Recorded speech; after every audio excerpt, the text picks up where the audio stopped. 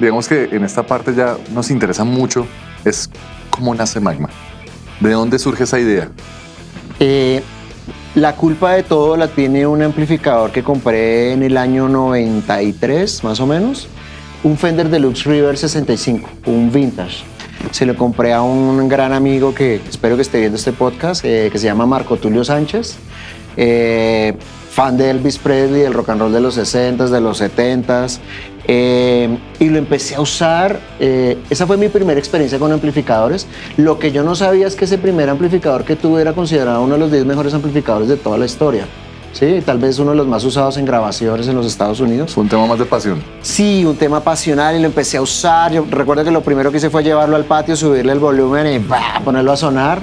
Y me empecé a dar cuenta de los atributos que tenían los amplis, con ese amplificador en especial, con los pedales, ya súper bien.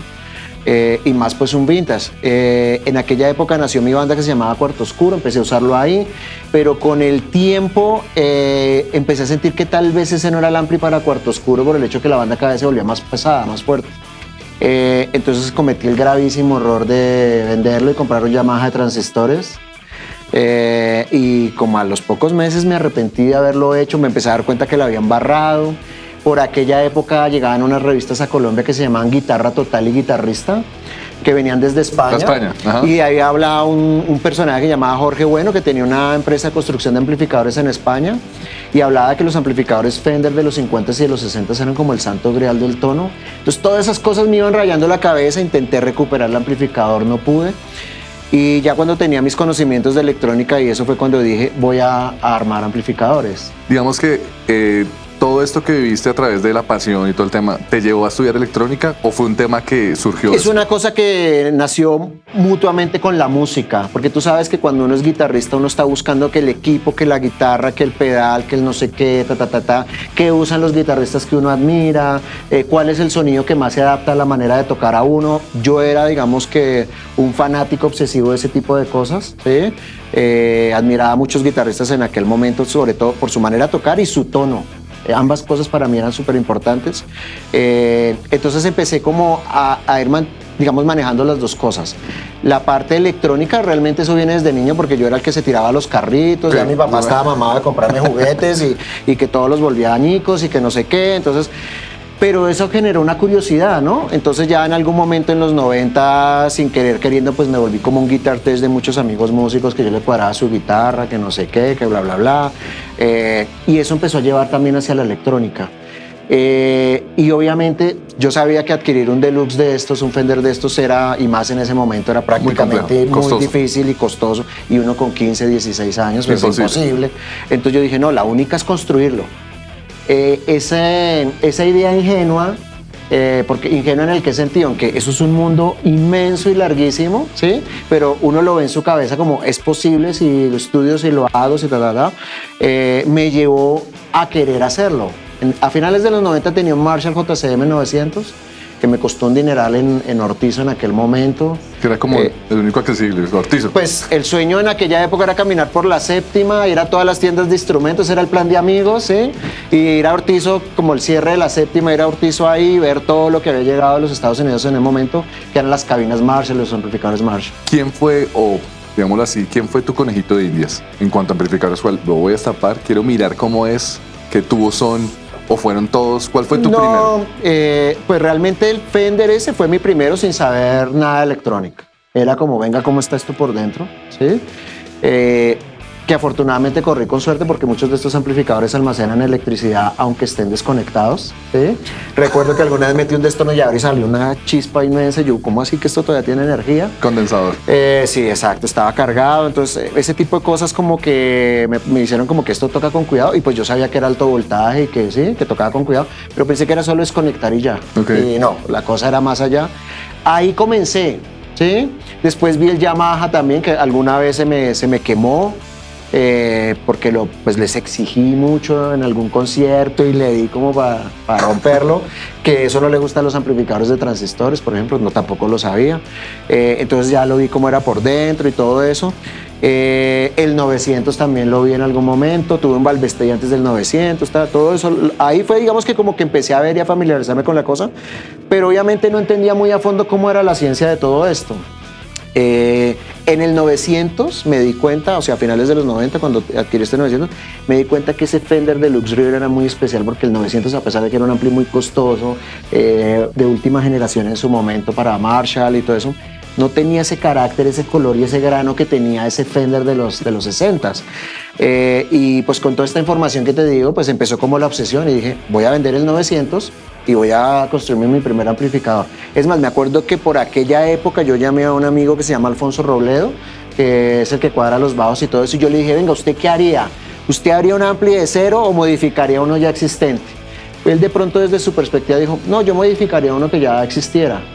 Pero como me conozco y como me conoce mi actual esposa, ¿sí? En aquella época mi novia, me dijo, no, yo lo conozco a usted, usted termina haciéndolo. Entonces vendí el 900, compré partes, armé mi primer amplificador y sonaba horrible.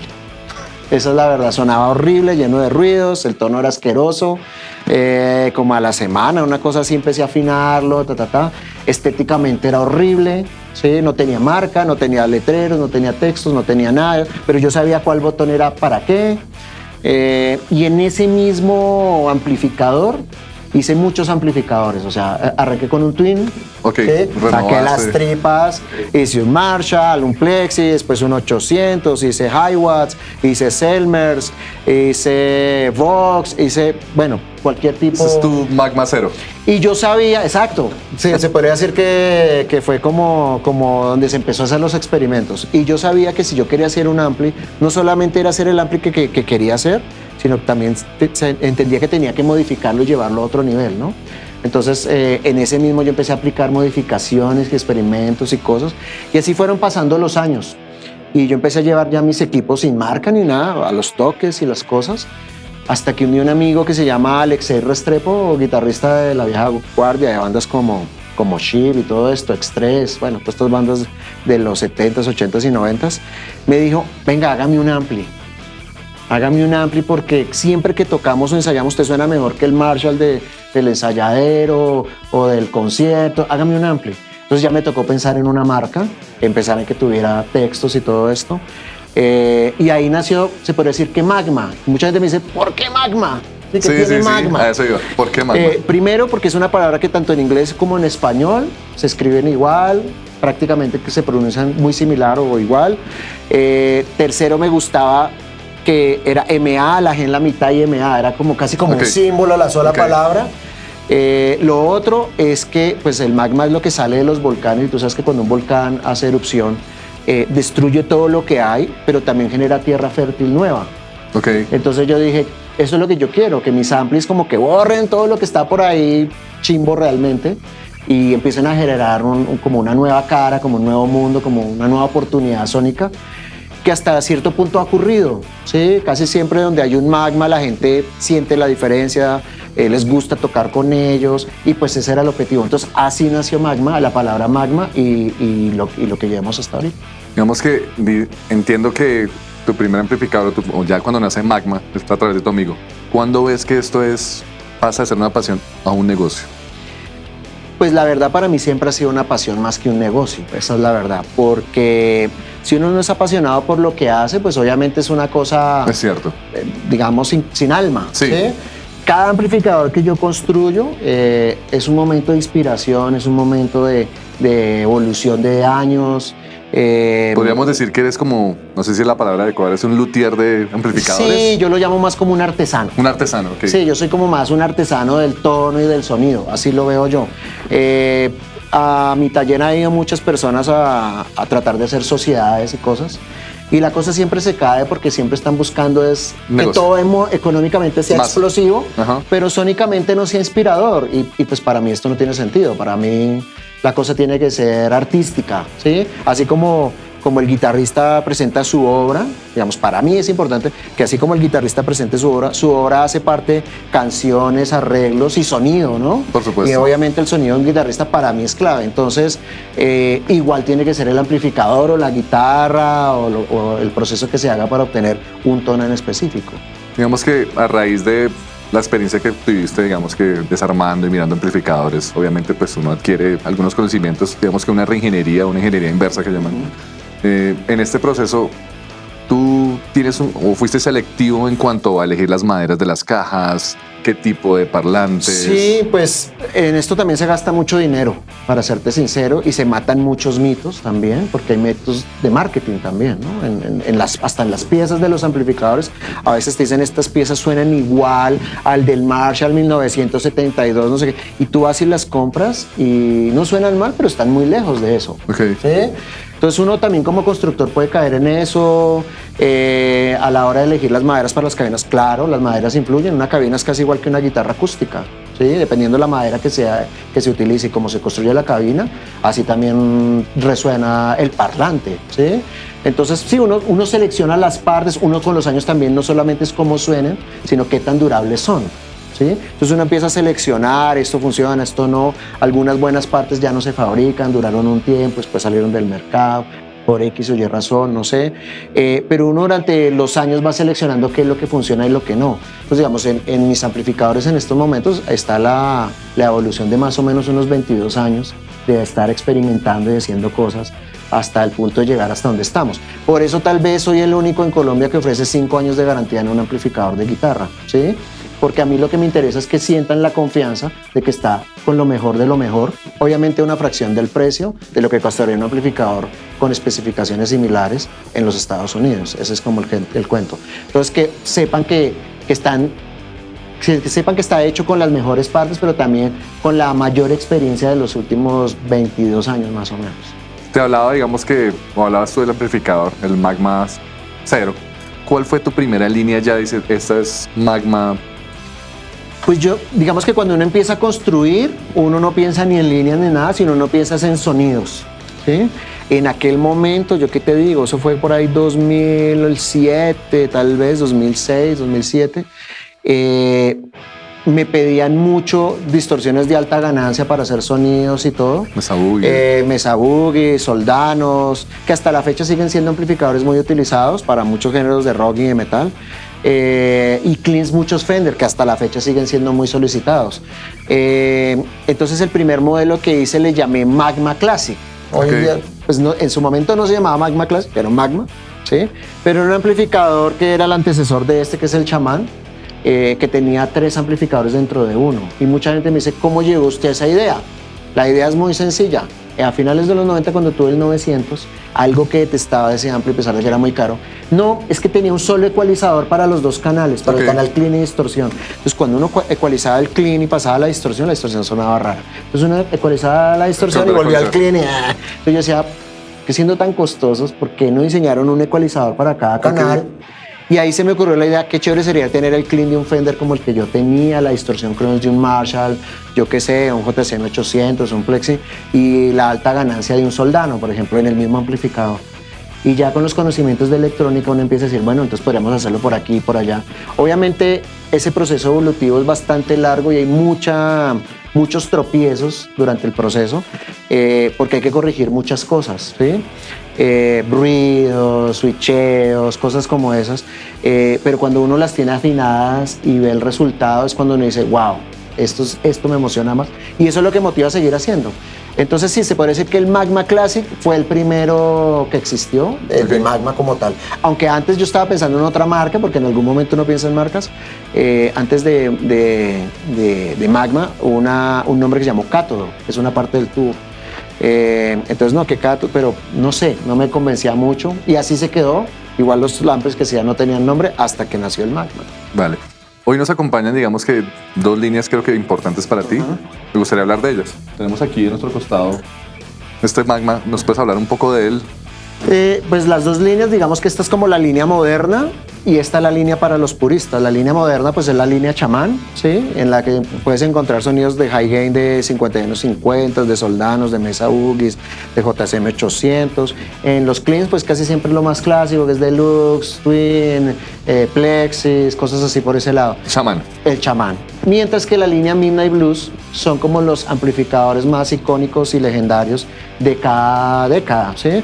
Entonces hay un Midnight Blues 50, que es una onda Fender, hay un Midnight Blues 60, que es una onda Midnight Blues Fender Blackface de los 60, y el Midnight Blues 70, que realmente es la onda Marshall de los 70, que se podría decir que es todo el hard rock y el blues y todo esto que nació en aquella época.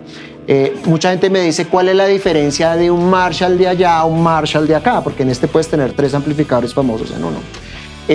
La diferencia es que esta es como una versión moderna de alta calidad, mientras que la de allá es la purista de principio a fin. Mantiene la esencia. Exacto, es para el que le gusta todo con la exactitud del modelo original. Entonces, esa es la gran diferencia.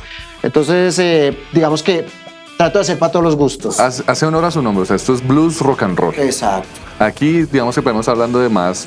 Pero no hay que subestimar, porque un amplificador como este tú puedes hacer cosas como de Meshuggah, porque es que tiene un ataque y una definición media, que a pesar de que afines bajo y todo eso, es muy definido. ¿Sí? Y puedes obtener mucha ganancia también de él. Lo que pasa es que son como fórmulas diferentes para llegar como a un sitio en específico. ¿Sí? Personalmente a mí me gusta mucho el Midnight Blue 70s porque en vivo cuando uno hace riffs hay un ataque que es poderoso, que se siente muy rico y que entiendo por qué es el amplificador del rock and roll, ¿sí?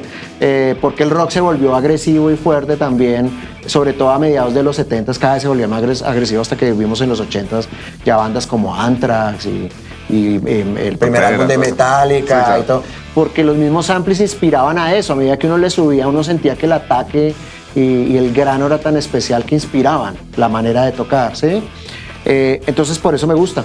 Pero digamos, acá también hay tonos fantásticos. Me encanta el Soldano personalmente, me parece un ampli muy versátil para tocar de todo, ¿sí?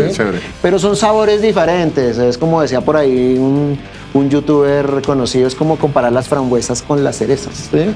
Uno no sabe qué le gusta más, pero de cierto modo sí, digamos que trato de hacer como darle gusto a todo el mundo, de cierto modo. Bueno, pues las diferencias entre estos dos modelos es que el Midnight Blue 70 es la línea para los puristas. En ella, digamos que encontramos los amplificadores más icónicos de cada década, ¿sí? En este caso, digamos, es el Midnight Blue 70 que corresponde a los Marshall de los 70, pero también hay un Midnight Blue 50 que es de la línea de Fender de los 50 y ahí va a haber un Midnight Blue 60 que es la línea Blackface de Fender en los 60.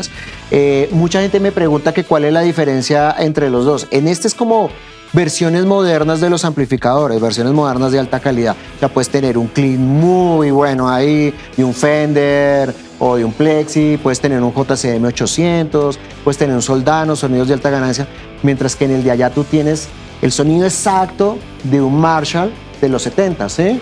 En este caso de un JMP 2204 y de un Plexi 1959. Se puede decir que es un Marshall en exactitud, en tono y respuesta de principio a fin. Entonces, ¿podríamos decir que aquí es rock and roll blues y allá más metal? Sí, digamos que sí, pero no hay que subestimar al Midnight Blue 70 porque con él también se pueden obtener sonidos de alta ganancia. Digamos, hemos visto guitarristas como Sidewell o como Kerry King, pero también uno podría hacer cosas como Meshuggah en él, ¿sí? El cuento es cómo setearlo y cómo llegar hasta allá.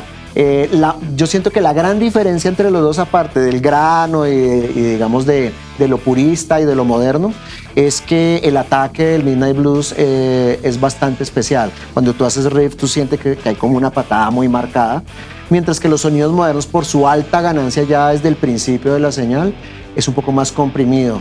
Entonces, personalmente a mí me gusta mucho que haya ataque porque cuando uno hace riffs, entiende por qué nació todo el rock de los 70s, 80s hasta la actualidad y por qué el rock se volvió fuerte, agresivo, ¿sí?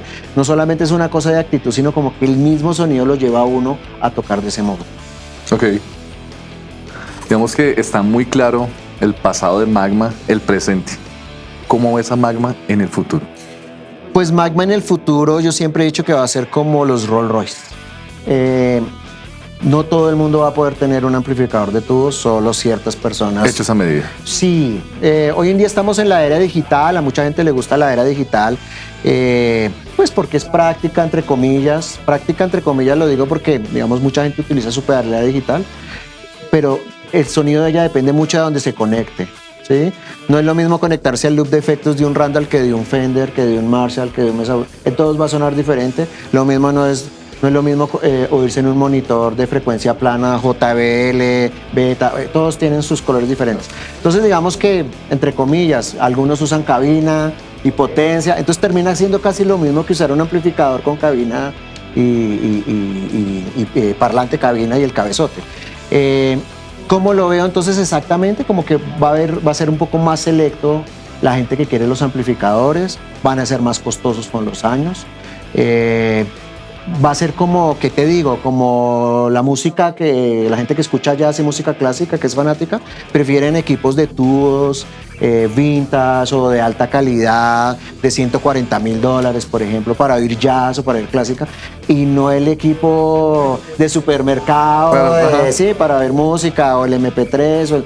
Entonces se va a volver de ese modo, eso es lo que va a ocurrir. Igual yo siempre he tenido claro que Magma es más una cosa como de arte y de gusto, de buen gusto, y obviamente esto va hasta donde el oído vaya. Si hay gente que percibe la diferencia, va a ir a buscarme y a escuchar lo que yo estoy haciendo. Pero si es una persona que de pronto no nota la diferencia o lo que tiene le funciona, pues de pronto ese no va a ser el cliente potencial para Magma. Eso está claro. Pero para mí siempre está claro que primero que todo es arte, ¿sí? Y finalmente tú eres muy amigable con los tamaños, ¿no? No es una cosa súper robusta, es una cosa Pues yo hecha. siempre trato como, pues porque soy músico y guitarrista, que también eso ha sido una ventaja, no solamente saber de electrónica, sino tener el oído y saber qué busca un guitarrista a la hora de tocar. Obviamente tengo que cargarlos, entonces yo digo, pues me parece una exageración porque hay marcas muy famosas que es un amplificador inmenso, pesadísimo, y uno va y lo desarma y el circuito es una cosa pequeñita. Entonces yo digo, ¿para qué todo este mamotreto? ¿Sí? Sí, podría haber sido más compacto y más liviano, ¿sí? Pero obviamente todo tiene un límite a nivel acústico y todo eso. Hay un tamaño mínimo en el que las cosas suenan decentes y ya hay otro tamaño donde las cosas simplemente suenan, pero ya no son inspiracionales, por decirlo de alguna manera. No inspiran nada, no se lo disfruta uno igual.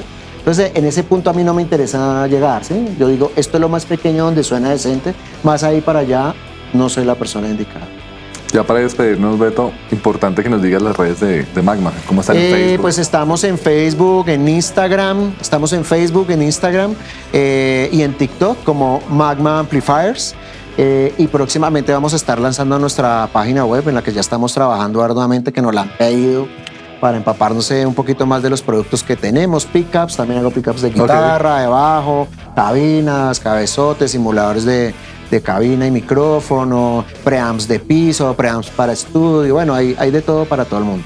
Betico, muchas gracias, hermano. Gracias. Bienvenido siempre acá. Muchísimas gracias.